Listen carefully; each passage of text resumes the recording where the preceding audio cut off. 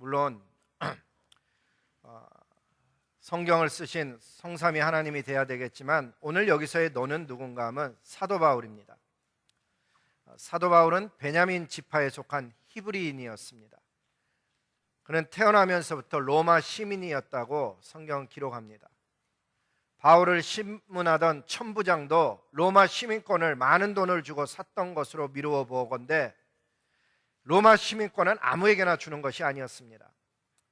그런데 바울의 집안은 태어나면서부터 로마 시민권을 부여받게 될 만큼 그 당시 그 사회 속에 재산과 지위가 있었던 유력한 유대인 가문임을 알 수가 있습니다.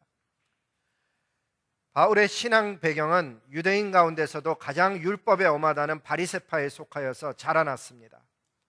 그리고 그 당시 가장 유명한 학자 중에 한 명이었던 가말리엘이라는 사람 밑에서 신앙과 학문을 배웠다고 성경은 기록합니다.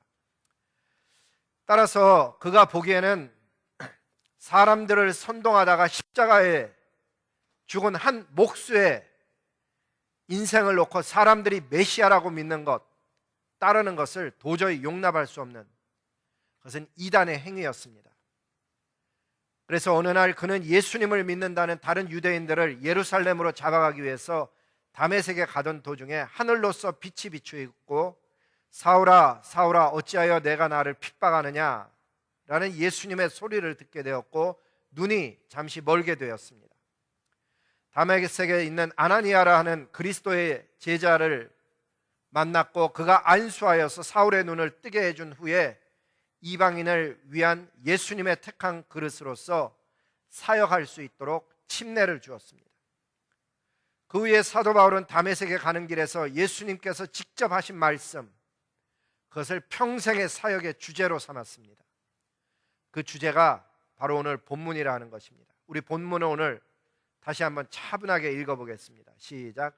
이제 너는 그들의 눈을 뜨게 하고 그들을 어둠에서 빛으로 사단의 권세에서 하나님께로 돌아오게 해 그들이 죄 용서를 받고 나를 믿어 거룩하게 된 사람들 가운데 기업을 얻게 할 것이다.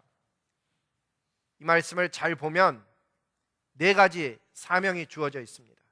그래서 오늘 설교 제목이 주어진 사명입니다.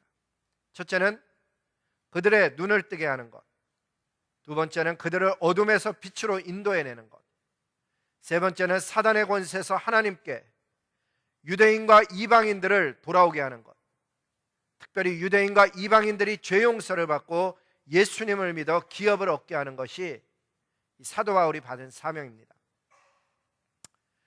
그런데 잘 보면 영적인 눈을 뜨게 하거나 빛 가운데로 사람을 인도해내거나 또 하나님 나라를 기업으로 받게 하거나 하는 이 모든 것들이 성령 하나님의 사역입니다. 사람이 해낼 수 있는 것이 아니죠. 그래서 주님이 이 땅을 떠나시면서 저와 여러분에게도 이와 동일한 말씀을 한 건 아니지만 영혼 구원에 관해서 이야기하셨을 때 그 영혼 구원은 이런 과정들을 우리가 해내야 된다는 것을 알게 됩니다. 오늘은 사순절의 둘째 주일인데 다음과 같은 내용으로 이 말씀을 중심으로 성령 하나님께서 주시는 은혜를 차분하게 나누어 보기를 소망했습니다. 왜 차분하게란 단어를 넣는가 하면 저는 이런 내용을 전할 때마다 막 제 스스로 흥분해 갖고 전해야 될 내용보다는 목소리만 커지는 경우를 많이 경험했기 때문입니다. 그래서 오늘은 기도하기를 이 내용을 하나님 차분하게 전하게 도와주세요. 그리고 예배를 시작했습니다. 첫 번째는 뭔가 하면 주변 사람들의 영적인 눈을 뜨게 하기 전에 내가 먼저 영적인 눈이 열려야 주신 사명이 보인다는 거예요. 다른 얘기로 하면 사명이 안 보이는 사람이 있고 잃어버린 사람이 있죠. 사람들이 눈을 뜨고 있다고 해서 모두가 다 영적인 눈이 열렸다는 것은 아닙니다. 성경 열왕기하 6장에 보면 그 내용이 나와 있습니다. 잘 알고 있는 내용입니다. 아람 군대가 도단성에 있는 엘리사를 잡으러 왔을 때 일을 성경은 자세히 기록하고 있습니다. 아람이라는 나라는 오늘날 시리아에 해당하는 나라입니다. 이스라엘 옆에 붙어 있는 나라죠. 근데 이 아람 왕이 이스라엘을 침공하려고 준비해서 군사를 어느 곳에 보내면 어떻게 알았는지 이스라엘 군사가 먼저 잠복하고 있다가 거꾸로 역공을 하는 것입니다. 처음에는 우연인 줄 알았는데 몇 번을 같은 일이 그렇게 반복되니까 아람 왕이 화가 났습니다. 그리고 측근들을 모아놓고 우리 중에 누군가가 스파이가 있다라고 그를 잡아내라고 엄명을 내렸습니다. 그랬더니 그 지휘자 중에 한 명이 뭐라 그랬는가 하면, 왕이시여, 그게 아닙니다. 이스라엘에는 엘리사라는 선지자가 있는데 그 능력이 얼마나 뛰어난지 왕이 침실에서 이야기한 것까지 다 알고 있을 정도라고 이야기해 줍니다. 그랬더니 아람 왕이 그 밤에 엘리사 선지자를 잡아오라고 명령한 것입니다. 아람의 군대와 기병들과 병거와 많은 병력들이 쉬지 않고 달려서 밤에 엘리사가 살고 있는 도단성에 도착했습니다. 아침이 되었습니다. 엘리사를 수발하는 사환이 일찍 일어나서 우연히 밖을 내다보니까 말과 병거를 갖춘 적군들이 성을 포위하고 있었습니다. 사환은 순간적으로 두려움에 휩싸여서 엘리사에게 이런 말을 합니다. 아, 주인님, 이제 우리는 어떻게 해야 좋습니까? 우리는 죽은 목숨이나 다름없습니다. 그게 성경의 내용입니다. 아, 주인님, 이제 우리는 어떻게 해야 좋습니까? 우리는 죽은 목숨이나 다름없습니다. 그러자 엘리사 선지자가 아주 태평스럽게 이야기합니다. 두려워하지 마라. 우리와 함께한 군대가 저들의 군대보다 많다. 그러고는 하늘을 향해서 이런 기도를 했습니다. 기도의 내용이 뭔가 하면 열왕기하 6장 17절에 이렇게 얘기합니다. 여호와여, 그의 눈을 열어 보게 하소서. 여호와여, 그의 눈을 열어 보게 하소서. 그랬더니 하나님께서 사환의 눈을 여셨습니다. 여기서의 눈을 열었다는 것은 보고 있는 시력을 열었다는 게 아니라 영안을 뜨이게 했다는 것입니다. 그가 영안이 뜨여서 보니까 불말과 불병거가 산에 가득했는데 그 불말과 불전차들이 엘리사를 둘러싸고 있었다라고 성경은 기록하는 것입니다. 그렇습니다. 오늘도 영안이 열리지 않으면 이 일을 어찌할꼬 염려하며 근심하며 걱정하는 거예요. 사명이 보이기는커녕 위기 앞에, 눈에 보이는 문제 앞에 쩔쩔매면 그런 인생을 살 수밖에 없는 것입니다. 영안이 뜨이지 않는 사람에게는 일어나는 모든 일이 다 걱정거리입니다. 엘리사의 사환은 분명히 하나님을 아는 사람이었을 것입니다. 그럼에도 불구하고 영적인 눈이 열리지 않았다는 것을 주목해서 보아야 됩니다. 오늘날에도 예배는 드리지만 영적인 눈이 열리지 않아서 눈앞에 놓이는 어떤 상황만 벌어지면은 망하게 되었다고 탄식하고 죽게 되었다고 한숨 쉬는 그 사환과 같은 모습이 우리의 모습 속에 있을 수 있다는 것입니다.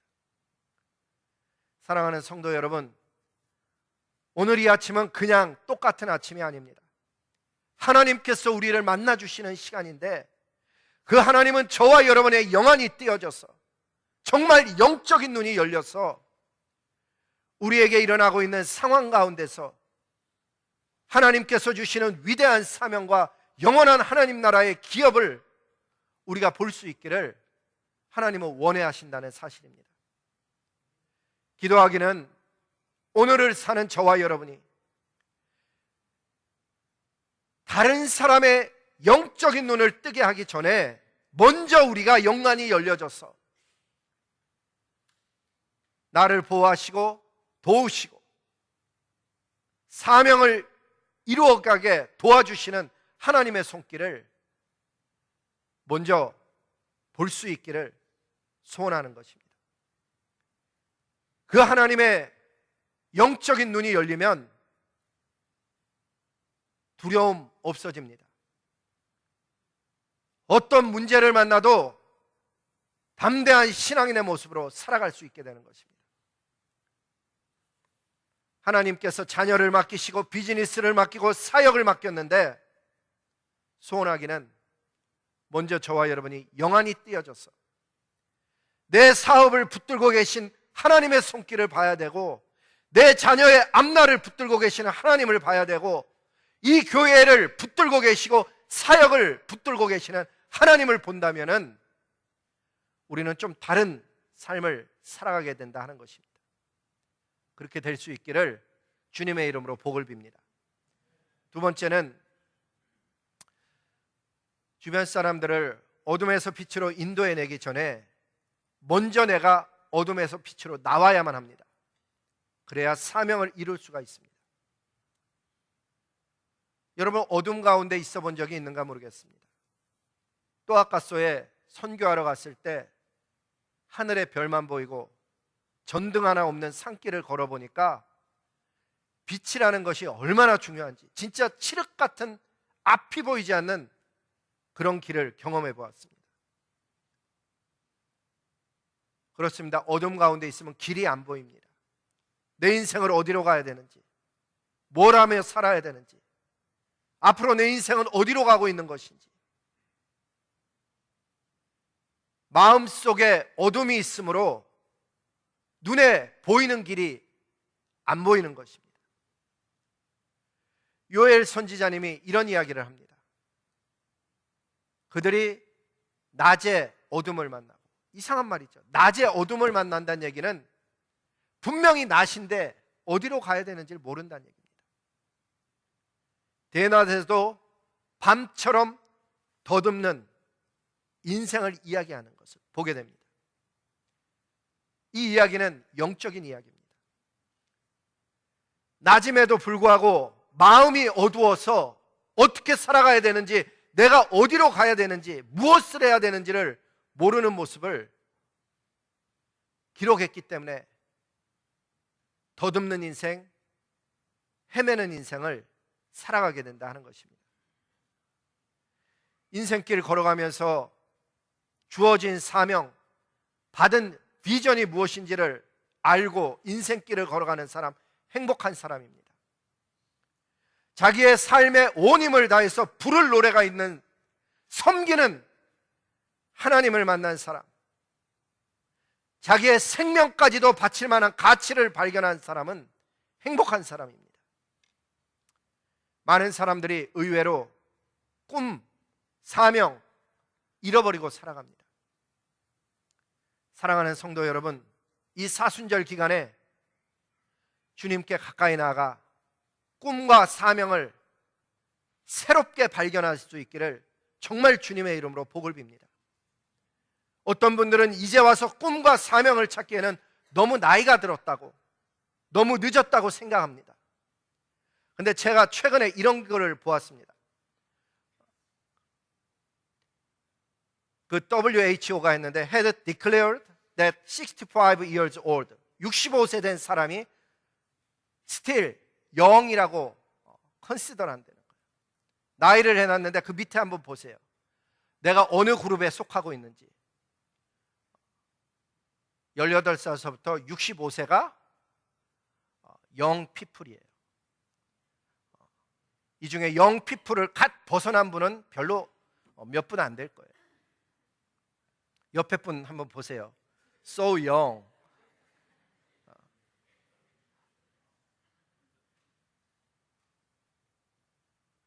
이게 뭐 근거 없는 거를 제가 만들어낸 얘기가 아닌 거예요. 우리가 예전에 알고 있었던 것은 1875년에 했던 것이고 지금은 바뀐 거죠. 근데 여러분, 알고 있다시피 비전과 미션은 비슷한 얘기지만 다른 것입니다. 나이가 들었다고 못하는 게 아니에요. 한번 비전이 무엇인가를 한번 읽어보시기 바랍니다.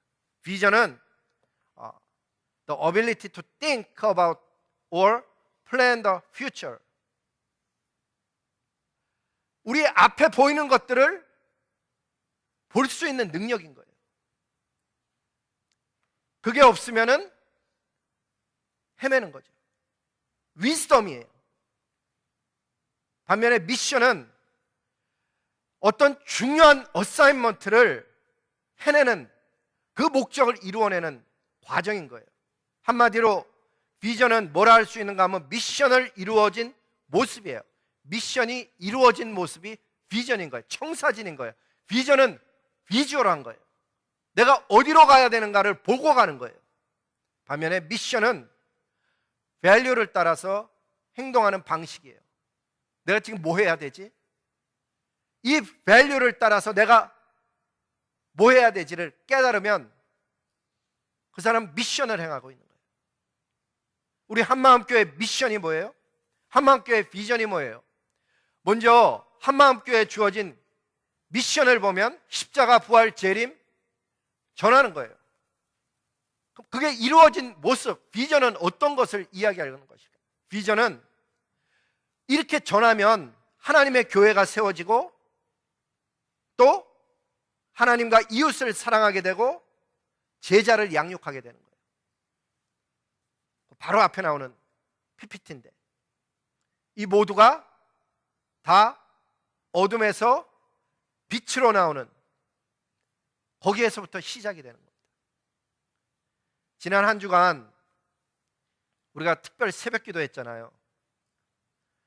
새벽에 나와 보신 분들의 아마 공통적인 생각이었을 거예요. 깜짝 놀랐어요. 이렇게 많은 사람들이 새벽을 깨울까? 어둠에서 빛으로 나아가려는 영적인 생명 역사가 성도님들 가운데 역사하는 것을 보았습니다. 그렇게 새벽 기도 시간마다 우리를 빛 가운데로 불러주셨던 만군의 여호와 하나님을 정말 이제 찬양합니다. 그리고 이 아침에 하나님 앞에 기도해야 되는 내용 중에 하나는 하나님, 내가 어둠에서 빛으로 나아갈 수 있게 도와주시옵소서. 주님 앞에 기도해야 되는 줄로 믿습니다. 세 번째는 주변 사람들을 사탄의 권세 아래서 하나님께로 돌아서게 하기 전에 내가 먼저 하나님께로 돌아가야 되는 거예요. 어디로부터? 사탄의 권세로부터 하나님께로 나가는 일이 일어나야 돼요. 우리 교회 새로 오신 분들이 오면 이런 거를 쓰죠. 이런 거를 써요. 이게 2017년에 성도님들이 쓰신 거예요. 세어보면은 119장을 썼어요. 가정당 하나 쓰는 거니까 물론 청년이 오면 한 장 써요. 그러니까 119 가정 혹은 개인이 지난 한 해 우리 교회 방문한 거예요. 다 썼느냐? 아니에요. 어떤 분은 안 써요. 오늘도 제가 모든 성도님들을 다 외우는 건 아니지만 이 가운데 최소한 한 명 새로 오신 분이 있고요. 한 명 자녀 때문에 방문하셨는지 아주 오래간만에 오신 분도 있고, 아까 손 들렸는데 그분은 안 들어서 그냥 넘어가는 것 같아요. 한 해에 그렇게 하나님께서 119 가정을 보내준 거예요. 여기엔 EM 예배자는 포함이 되지 않은 거예요.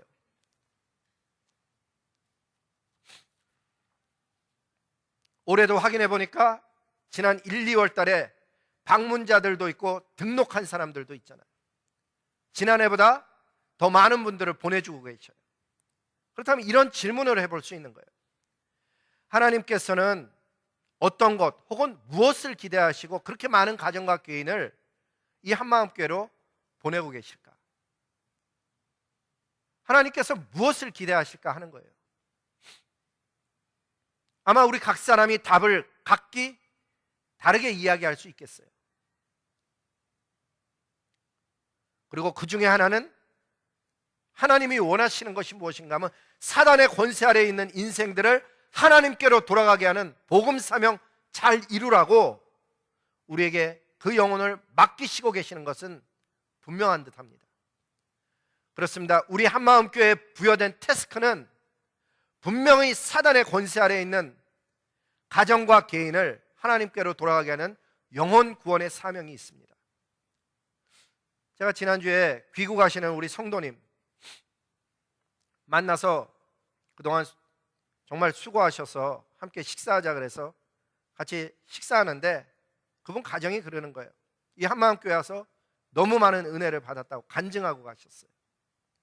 제가 보기에는 비지팅 분이 오셔서 여행할 곳도 많고 정말 뭐가 많을 텐데 그분 하고 가는 거 보니까 주차 사역하시고 보이지 않게 주말이면 청소 사역하시고 정말 수고 많이 하다 갔거든요. 그런데 오히려 그 가정은 받은 은혜와 사랑이 너무 많다며 감격하며 감사하는 모습을 본 거예요. 이 모든 것이 성령 하나님께서 저와 여러분을 통해서 행하시는 아름다운 일인 거죠. 그럼 비지팅 분들만 이런 간증을 하고 갈까? 아닙니다. 이곳에 있는 이민자분들을 지난 주에 만난 이야기예요. 그분은 오랜 세월을 이 교회 저 교회 다니며 신앙생활하다가 우리 교회에 정착한 가정이에요. 꽤 세월이 흘렀어요. 아내분이 증언하시기를 남편분이 하나님께 가까이 가고 있어 너무 감사하다는 거예요. 남편분은 오히려 이야기하기를 하나님과 아내를 향해서 지난 세월 자신이 잘못 살아온 삶에 대해서 미안하다며 겸연쩍은 모습을 짓는 모습을 보면서 하나님께 감사와 영광을 돌렸습니다. 어떤 분은 우리 한마음교회가 너무 비지팅 분에게 신경을 쓴다고 이야기하는 분도 있습니다. 근데 여러분, 하나님은 우리를 바라보실 때 비지팅과 이민자로 보는 게 아닙니다. 예수님을 아느냐 모르느냐, 잃어버린 자녀냐 아니냐로 우리를 바라보고 계시는 것입니다. 어느 가정을 가도 막 태어난 아기에게 관심을 갖고 어린 자녀에게 주의 깊게 돌보는 것은 당연한 이치인 것입니다. 동시에 저도 알고 있습니다. 담임 목사가 되어져서 이 교회를 섬기는 입장은 신앙이 어린 영적 아기만 돌보라는 것이 아닌 것을 알고 있습니다. 이미 영적으로 자라나고 있는 청소년, 청년들의 입장도 알아야 되고 돌봐야 되는 것임을 제가 알고 있습니다. 그런 면에서 우리 한마음교회가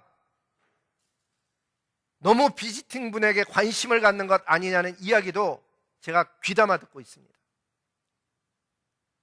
이곳에서 이민 생활하시는 분들을 위한 프로그램 올해와 내년에도 잘 준비해서 우리 공동체 안에서 예수님의 이름 아래 모인 우리가 모두 다 행복해하고 사랑받고 케어받고 성장하는 그런 교회가 되도록 기도하며 나아가겠습니다. 좀 다른 이야기지만 저는 개인적으로 올해 하나님께 올 초서부터 감사가 있었습니다. 브라이언 민 전도사님과 윤성종 목사님을 이 교회로 보내주신 하나님께 제가 얼마나 크게 감사하고 있는지 모릅니다. 2017년 정명준 목사님이 오셔서 교회 웹사이트를 비롯해서 우리 KM이 부흥하는 모습을 보았습니다. EM은 간사님이 수고하고 있음에도 불구하고 여러 면에서 어려움이 있는 것을 보며 안타까워했습니다. 초등부 똑같지요. 간사님이 정말 눈부신 활약을 하는데도 담당 교역자가 절대적으로 필요하다는 걸 보는 그런 해였습니다. 그런데 이 교회 머리 되시는 주님께서 우리가 기도하고 있었던 기도 제목을 한날 동시에 응답하셔서 2월 11일 주일에 두 분을 세워주신 것이 얼마나 감사한지 모릅니다. 장차 우리 EM과 초등부가 KM처럼 부흥하는 그런 모습을 우리는 보게 될 것입니다. 사랑하는 성도 여러분, 매일 이 한마음교회가 각 부서가 배가의 부흥을 할 수 있도록 집중적으로 기도해 주시기 바랍니다. 2018년 우리가 기도로 시작해서 2019년에 우리 교회 모토가 배가 운동으로 정해지고 이미 말씀은 정해졌죠. 사방에서 주께로 나오더라. 마가복음 1장 45절 말씀입니다. 실제로 동서남북 사방에서 주께로 나오는 역사가 일어나는 2019년을 믿음으로 바라보며 준비하는 것입니다. 2017년은 교육부를 세우니라고 집중했습니다. 2018년은 구역을 세우는 데 집중하려고 합니다. 올해도 우리가 모두가 배가의 운동에 마음을 두고 실제로 기도하면서 두 가정 혹은 두 친구를 하나님께로 가까이 오도록 시도하겠다, 하나님 앞에 결심할 수 있기를 소망합니다. 그 누군가를 마음에 정하고 축복하며 매일 그 친구를 위해서 기도해주고, 가끔은 나의 식사의 테이블에 초대도 하고, 기회가 된다면 개인적으로 만나서 하나님의 복음을 전하고 우리 소그룹 성경 공부 혹은 구역으로 초대할 수 있는 그런 일들을 실제로 해낼 수 있길 바랍니다. 예수님 때문에 누군가를 만나 식사해 보면 인생이 달라지는 것을 깨닫게 됩니다. 내가 살아가고 있는 의미, 내가 식사를 하고 있는 그것조차도 하나님께 쓰임받고 있다는 것을 발견하게 되는 것입니다. 어떤 분들은 이런 이야기를 하면, 나는 정말 아는 친구 데려올 사람 없다고 생각합니다. 근데 여러분, 주보를 한번 잘 보시기 바랍니다. 대학생 중에 예배를 드리러 오고 싶은 사람이 있는데 데려올 사람이 없다고 주보에 그렇게 나가는데 라이드를 못 해준다. 여러분, 정말 운전이 안 돼갖고 누군가를 주님 앞에 데려오지 못하는 것입니까? 아니면 진짜 관심이 없는 것입니까?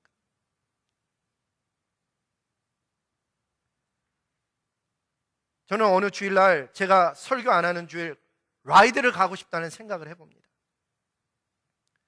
우리 주님이 그렇게 기뻐하신다는데 천하보다 귀한 한 생명을 데려오는데, 그것도 젊은 청년을 교회 못 온다는데 정말 라이드를 못하는 걸까? 소원하기는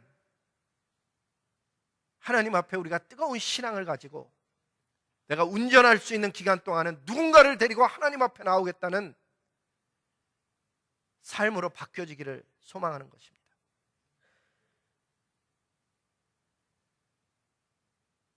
하나님께서 저와 여러분을 선하게 보셔서 우리가 나가서 전도 한번 제대로 하지도 못했는데도 매달 8에서 10가정 혹은 개인을 보내주시고 계십니다.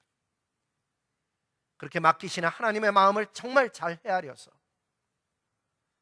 우리의 남은 삶, 특별히 사순절 기간 결단하시고 어떤 형태로든지 하나님 나라의 복음을 위해서 쓰임받는 인생이 될 수 있기를 소원하는 것입니다.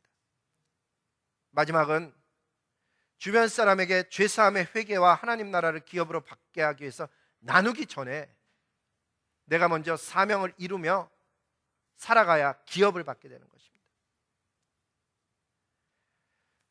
시간이 정말 빠르게 지나가고 있습니다. 어느덧 거울을 보면 그 거울 속에 나를 바라보고 있는 사람이 내가 아닌 모습처럼 낯설게 느껴질 때가 있는, 그렇게 빠른 인생길을 걸어가고 있습니다. 주님 배울 날이 날로 다가오고 있는데 내가 가진 건강, 시간, 재능 최선을 다해서 주님과 함께 동행하다가 주님 나라에서 계속되기를 소원하는 것입니다. 하나님은 자녀에게 충성된 사람에게 주고자 생명의 면류관을 갖고 계신다고 성경은 기록합니다. 한번 같이 읽어볼까요? 요한계시록 2장 10절 말씀입니다. 시작. 내가 죽도록 충성하라.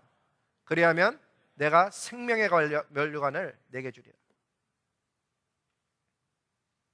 우리를 위해서 예비되어 있는 것은 생명의 면류관만 있는 게 아닙니다. 성경에 보니까 영광의 면류관도 있습니다. 너희 중에 있는 하나님의 양무리를 치되 억지로 하지 말고 하나님의 뜻을 따라 자원함으로 하며 더러운 이익을 위해서 하지 말고 기꺼이 하며 맡은 자들에게 주장하는 자세 하지 말고 양무리의 본이 되라. 그리하면 목자장이 나타나실 때 시들지 아니하는 영광의 관을 얻으리라. 아멘.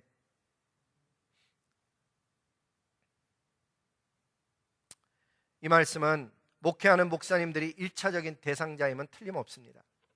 근데 확대한다면 양떼들을 돌보고 있는 구역장님, 집사님들에게도 해당될 수 있는 이야기입니다. 하나님께서는 하나님의 자녀들을 하나님 나라에 들어가게 해주실 뿐만 아니라 생명의 면류관, 영광의 면류관, 의의 면류관을 준비하고 기다리고 계신다는 사실입니다.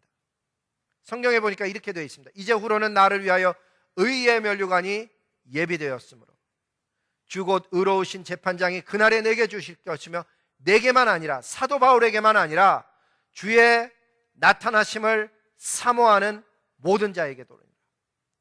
주의 나타나심, 재림을 기다리는, 그것을 사모하는 모든 자에게 의의 면류관 주신다고 약속하셨습니다. 사순절의 두 번째 주간을 우리가 맞이하였습니다. 이럴 때 우리에게 묻는 질문은, 내가 진짜 사명을 위해서 살아가나 하는 이야기고, 이 사순절 기간에 내게 묻은 영적인 때들을 털어내고 불순물들을 제거하고 다시금 새 마음을 가지고 또 뛰어가는 것입니다. 언제까지? 또 하나님이 나를 새롭게 하시는 모습, 원하시는 모습을 향해서. 매번의 사순절은 똑같은 게 아닙니다. 매 주일은 똑같은 주일이 아닙니다. 예수님을 믿은 횟수가 더해가면 갈수록 저와 여러분이 삶 속에 예수님을 닮아감, 사명을 이루어감, 제자로 변화되어짐, 특별히 온유함, 겸손함, 충성됨이 예수 믿을 횟수가 더해갈수록 더 깊어지기를 원하고, 받은 사명 잘 이루며 이 땅에 살다가 주님 배옵는 날 착하고 충성된 증인으로 많은 상급받는 저와 여러분 될 수 있기를 주님의 이름으로 복을 빕니다. 우리 기도하시겠습니다. 사랑하시는 아버지 하나님, 감사합니다. 오늘 주어진 미션이라는 제목을 가지고 주님이 저에게 주신 은혜 그대로를 적어서 전해왔사오니 선포된 말씀처럼 살아가는 힘과 지혜와 용기를 주시옵시고, 우리가 부르는 찬양처럼 살아가게 하여 주시옵시고, 아무도 미워하지 아니하고 아무도 싫어하지 아니하고 주신 사명에 집중해서 내가 할 수 있는 최선의 것을 해내는 그런 저와 우리 성도님들 다 될 수 있도록 주님 축복하여 주시옵소서. 주일학교에 초등부에 선생님 두 분이 필요하다고 합니다. 청년들이 라이드만 있으면 교회를 오겠다고 합니다. 배우겠다는 학생, 예배드리겠다고 하는 그런 어린 심령들이 있는데, 하나님 우리가 응답하게 하여 주시옵시고, 정말 하나님의 교회가 달라져야 됨을 우리로 하여금 알게 하여 주시옵소서. 오늘도 우리들의 삶 속에 말씀하시는 하나님의 그 성령의 음성에 귀 기울이게 하여 주시옵시고, 주님과 동행하는 인생의 아름다운 면류관의 자리에 쓸 때까지 이 삶을 잘 걸어갈 수 있도록, 실제적인 신앙이 될 수 있도록 주여 역사하여 주시옵소서. 살아계신 주 예수님 이름으로 감사하며 복을 빌며 기도드렸습니다. 아멘. 우리 다 함께 일어나서 주님께 응답 찬송 드리겠습니다.